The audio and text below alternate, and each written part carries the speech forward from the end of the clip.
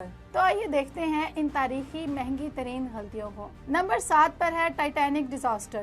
حادثہ ٹائٹینک کی تباہی تاریخ کی سب سے مشہور غلطیوں میں سے ایک ہے۔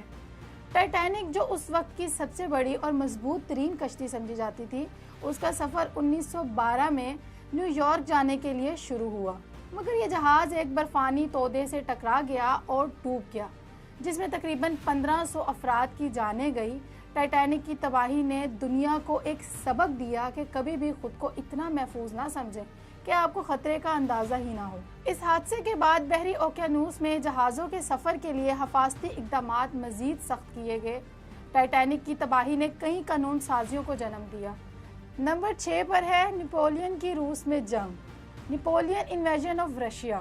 نپولین بوناپارٹ کی روس پر حملے کی غلطی، جسے موسم سرما کا قاتل بھی کہا جاتا ہے، ایک بہت بڑی فوجی غلطی تھی۔ 1812 میں نپولین نے تقریباً 6 لاکھ فوج کے ساتھ روس پر حملہ کیا، مگر روس کے سخت موسم اور روسی فوج کی چلاک حکمت عملی کے سامنے نپولین کی فوج شدید نقصان اٹھانا پڑا۔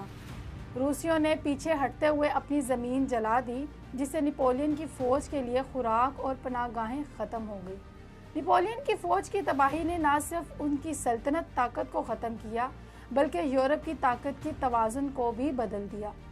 اس جنگ کے بعد نپولین کی فوج کمزور ہو گئی اور اس کی سلطنت کا زوال شروع ہو گیا۔